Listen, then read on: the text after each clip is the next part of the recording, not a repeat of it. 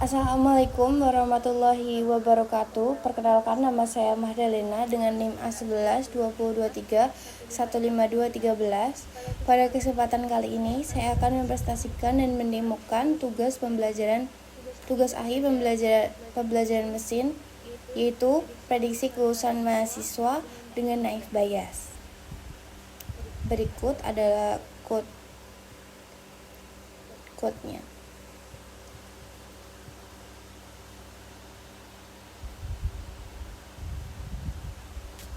Baik, pada proyek ini kami mengimpor beberapa library seperti Pandas untuk pengolahan data dan Scikit-learn untuk membangun model machine learning. Kami menggunakan label encoder untuk mengubah data kategorikal, standard scalar untuk menstandarkan data, serta train test build untuk memisahkan data latih dan data uji. Untuk algoritma klasifikasi kami memakai K-NERDS, Neighbors atau KNN. Lalu mengukur akurasi model menggunakan akurasi score agar visualisasi lebih mudah dipahami. Kami juga menggunakan PCA untuk reduksi dimensi dan memanfaatkan Matplotlib untuk menampilkan grafik.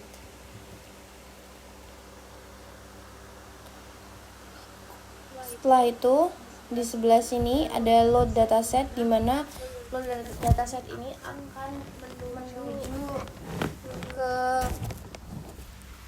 akan mengambil file dan meloading ke dataset yang sudah tertera di sini, yaitu dataset mahasiswa kehadiran aktivitas IPK.CSV. Lalu code kedua berfungsi untuk menghapus kolom nama dari dataset sebelum proses training model, karena kolom tersebut bersifat identitas unik yang tidak memiliki pengaruh terhadap prediksi kelulusan. Setelah itu terdapat beberapa atribut, yaitu nama, jenis kelamin, umur, status menikah, kehadiran, partisipasi diskusi, pekerjaan sambil kuliah, nilai tugas, rata-rata, IPS semester akhir, IPK, status akademik.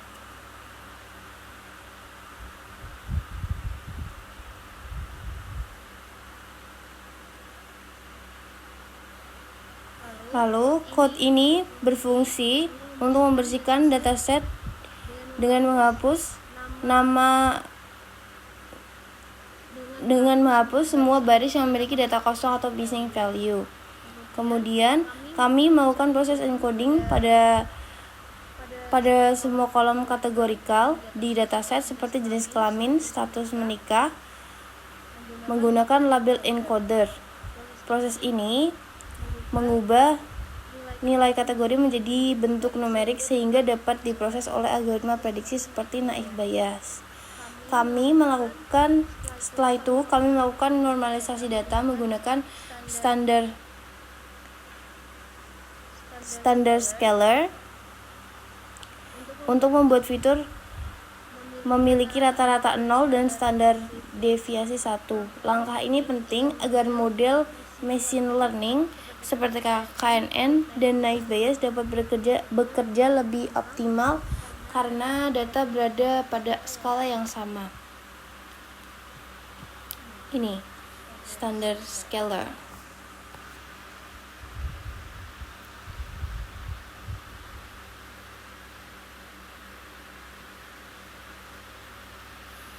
Setelah itu untuk memahami pola distribusi data, kami memvisualisasikan perbandingan IPK mahasiswa berdasarkan status akademik menggunakan box plot. Pada diagram box plot ini, kita memiliki perbandingan nilai IPK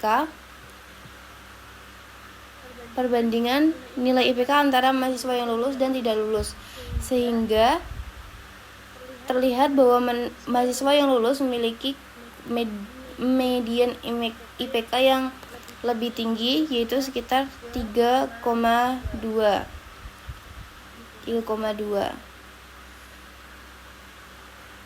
Sedangkan mahasiswa yang tidak lulus memiliki median IPK yang lebih rendah, yaitu 2,4. Selanjutnya, kami membuat histogram untuk melihat distribusi IPK mahasiswa yang dibedakan berdasarkan status akademik. Visualisasi ini membantu kita memahami pola sebaran IPK karena mahasiswa yang lulus dan tidak lulus. Terlihat bahwa mahasiswa yang lulus cenderung memiliki IPK rentang yang lebih tinggi. Ini dibandingkan dengan yang tidak lulus. Pada grafik histografi ini kita melihat distribusi IPK yang jauh berbeda antara lulus dan tidak lulus. Setelah itu ada grafik swarm plot, di mana grafik ini menunjukkan sebaran individu mahasiswa berdasarkan nilai IPK dan status akademik mereka, yaitu lulus dan tidak lulus.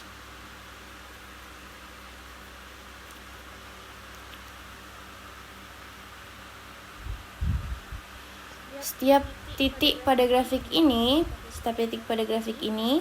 memiliki satu mahasiswa. Dengan kata lain, grafik ini menunjukkan bahwa mahasiswa dengan IPK yang lebih tinggi secara konsisten lebih mungkin untuk lulus daripada yang tidak lulus. Ini contoh mahasiswa yang lulus dan tidak lulus. Ini yang contoh mahasiswa yang tidak lulus. Setelah itu kami menguji dengan beberapa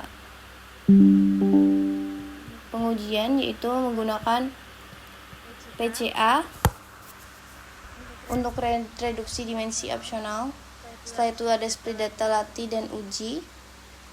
Lalu ada latih model naive Bayes dan hitung akurasi, di mana pada penghitungan akurasi kami menghasilkan hasil akurasi yaitu 0,59.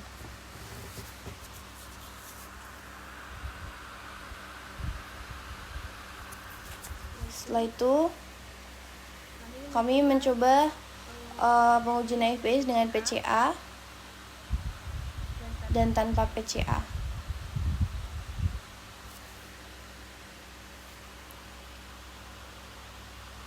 Lalu pada grafik terakhir, yaitu perbandingan akurasi naive Bayes dengan dan tanpa PCA. Diagram batang ini memperlihatkan perbandingan kinerja antar model, sehingga kita dapat dengan mudah melihat model mana yang memberikan akurasi tertinggi dalam memprediksi kelulusan mahasiswa.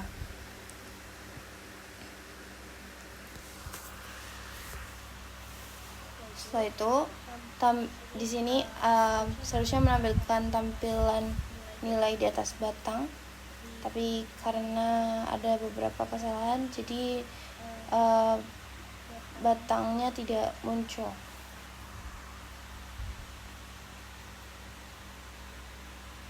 Lalu diuji dengan model lain seperti decision tree, setelah itu random forest, setelah itu ada CVM, dan terakhir adalah perbandingan akurasi berbagai model klasifikasi, di mana diagram ini menunjukkan bahwa SVM mendapatkan akurasi yang paling tinggi di antara model yang lainnya, dan Naive Bayes dan Naive Bayes PCA menghasilkan akurasi terendah yaitu 0,59.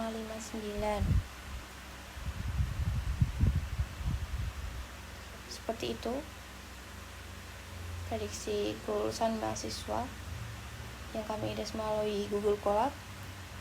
Dan untuk pengaplikasiannya dalam bentuk web, kami menggunakan Streamlit.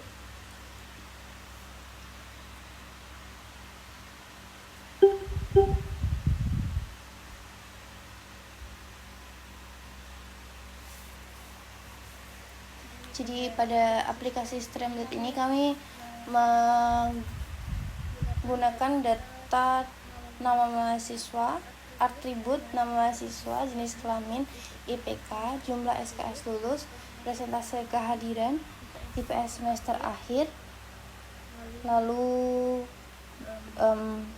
dilakukannya prediksi. Mari kita coba dengan nama Jake. Jenis kelamin laki-laki dengan IPK 4,0. Jumlah lulus SKS lulus adalah 114.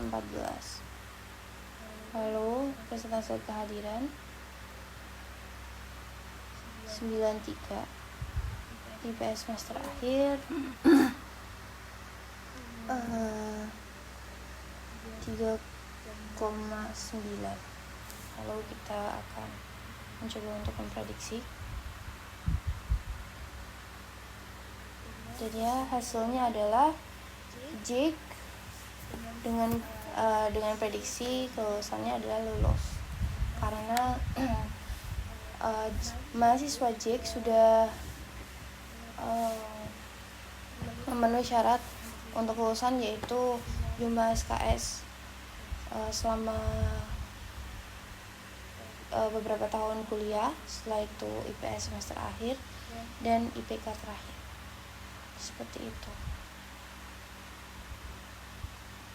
Ini adalah pengaplikasian dari kelompok kami.